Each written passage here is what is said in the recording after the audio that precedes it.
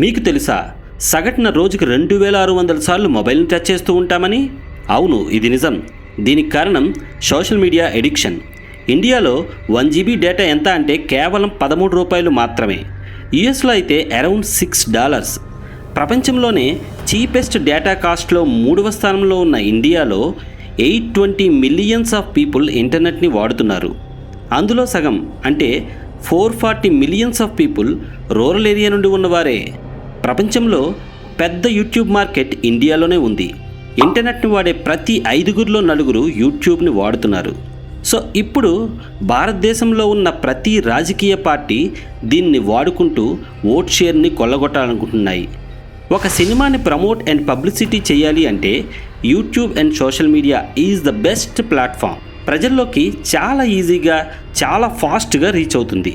అలాగే ఒక political party election campaigning కూడా సేమ్ స్ట్రాటజీనే వాడుతుంది. ఒకప్పుడు ఎలక్షన్స్ ఉన్నాయి అంటే ఇంటింటికి తిరిగి క్యాంపెయినింగ్ ఉండేది. అది కాస్త ఇప్పుడు తగ్గి ఇంటర్నెట్లో క్యాంపెయినింగ్ మొదలైంది త్రూ సోషల్ మీడియా. అది యూట్యూబ్ వీడియోస్ కావచ్చు, రీల్స్, పాడ్కాస్ట్, ముఖ్యంగా సోషల్ మీడియా ఇన్ఫ్లుయెన్సర్స్. అసలు చెప్పాలి అంటే సోషల్ మీడియా ఇండియన్ ఓటర్స్ని డిసైడ్ చేస్తుందా? ప్రతి పార్టీ తన డిజిటల్ క్యాంపెయినింగ్ కోసం సోషల్ మీడియా ఇన్ఫ్లుయెన్సర్స్ పేరుతో చాలామందిని రిక్రూట్ చేసుకుంటూ ఉంటుంది. అసలు ఎవరి సోషల్ మీడియా ఇన్ఫ్లుయెన్సర్స్? సో ఈ వీడియో ఎక్కడ స్కిప్ చేయకుండా చూడండి. అలాగే నా వీడియో ఫస్ట్ టైం చూసినట్లయితే ప్లీజ్ సబ్స్క్రైబ్ చేసుకోండి. అలాగే వీడియో నచ్చినట్లయితే ప్లీజ్ లైక్ చేయండి. Hello friends, welcome to universal talks. This is Praveen సాసుమన.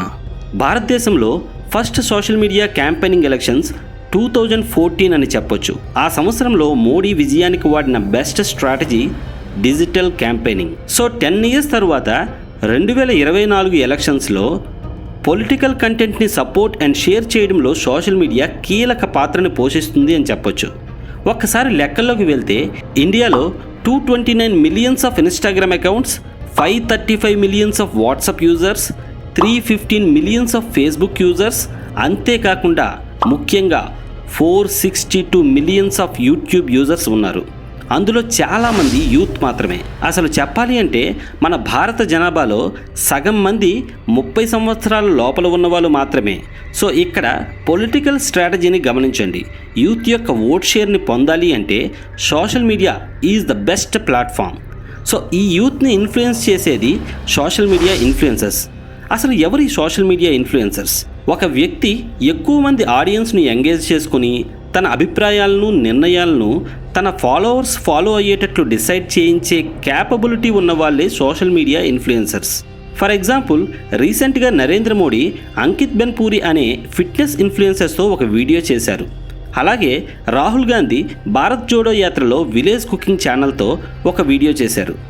So అలాగే రీసెంట్గా లాస్ట్ టైం జరిగిన తెలంగాణ అసెంబ్లీ ఎలక్షన్స్లో కేటీఆర్ కూడా మై విలేజ్ షో అనే ఛానల్ ద్వారా వ్యూవర్స్తో ఇంటరాక్ట్ అయ్యారు.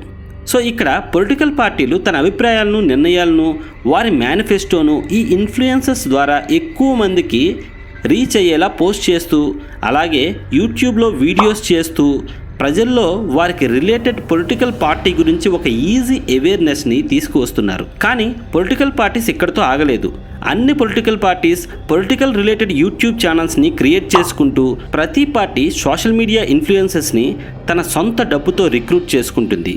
యూట్యూబ్, ట్విట్టర్, ఫేస్బుక్, ఇన్స్టాగ్రామ్ వంటి ప్లాట్ఫామ్స్ని వాడుకొని కొన్ని లక్షల మందిని ఇన్ఫ్లుయెన్స్ చేస్తూ ఓటర్లుగా కన్వర్ట్ చేయడమే వీరి పని.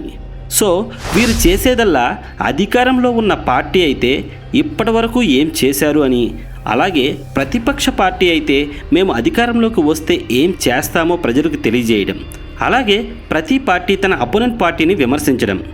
కానీ ఈ మధ్య ఇది మరీ శృతి మించుతుంది. ఇది క్యాంపెయినింగ్ వరకు ఉంటే మంచిదే, కానీ వాళ్ళు చేసే విమర్శలు, ప్రతి విమర్శలు, వ్యక్తిగత దూషణలు ఇవి ఎక్కువ అవుతున్నాయి. అసలు ఆ ఇన్ఫర్మేషన్ కరెక్టా కాదా అనేది కూడా తెలియకుండా ఇన్ఫ్లుయెన్స్ చేయడమే వీరి టాలెంట్.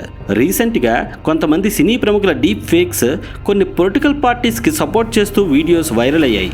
సో అలాంటప్పుడే ప్రజలు చాలా జాగ్రత్త వహించాలి.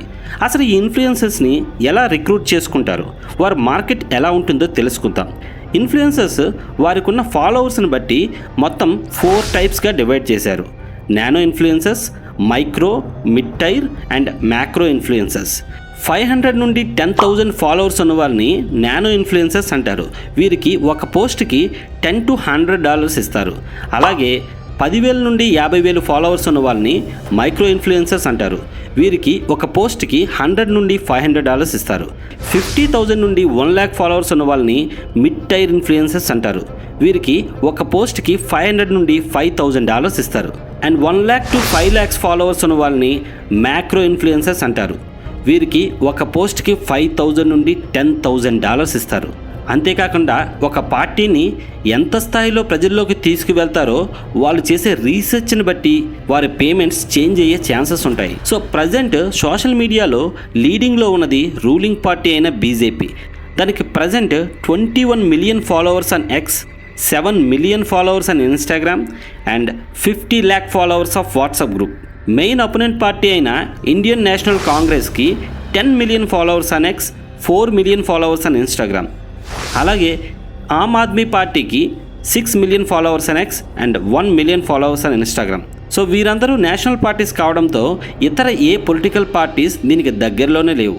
ఇక బీజేపీ హెడ్ అయిన నరేంద్ర మోడీకి 100 million followers on X, 88 million followers on Instagram and 20 million followers on YouTube.